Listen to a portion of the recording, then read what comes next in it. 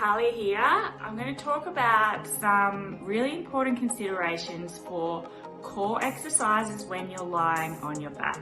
So I'll talk about three things: the position of your lower back and hips, the position of your arms, and the position of your legs.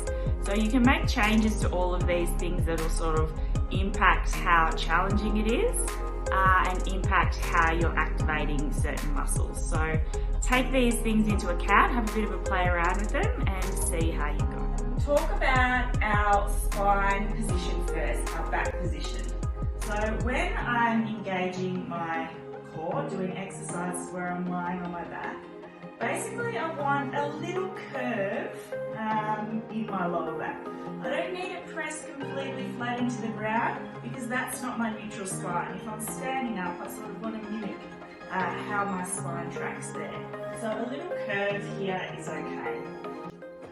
When I float my legs up, I want to be able to maintain that without arching up a lot, okay? So this is where I'm using my core, using my abs to sort of bring my belly back down and keep that gap the same, okay?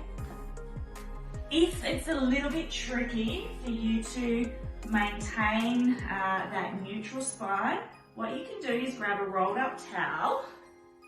This is a baby swaddle. This is something you can do with all of those baby swaddles that you were given. Okay, so I'm going to pop that under my lower back, and just having that there gives me something to push against, and it sort of makes it much easier for me to feel these muscles and switch them on because I have a little bit of feedback at my back here.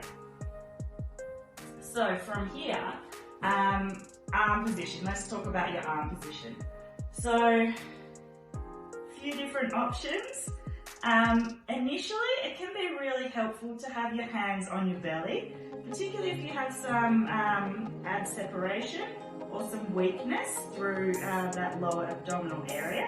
It can sort of help you feel what's going on, if you're doming, if you're pushing out, if those muscles are working or not. So when I'm doing my exercises, I can sort of have a bit of feedback here at my belly. Now, where I move my arms is also going to affect how challenging the exercise is, okay? So if my arms are straight up here, it's going to be a little bit easier than my arms being all the way at the back or my arms moving. So my transverse abdominis, the muscle that wraps around my waist, is activated and is working when I'm moving my arms and my legs, basically when I'm moving my limbs away from my torso. So what I'm doing with my arms is going to impact on that. If you're out to the side, this can be a little bit more stable. If you're finding it's a little bit unstable, pop your arms out to the side. And again, you sort of have that feedback against the ground. Makes it a little bit easier to feel what's going on here. Or you can grab onto an anchor above your head. So use a heavy weight, or you can use like a leg of a table or something like that. Holding here,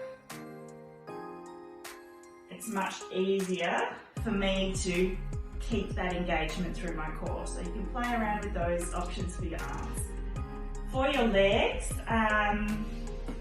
the closer you move your legs into your belly, the easier it is for your abs, okay? The further you move them away, the more this has to switch on.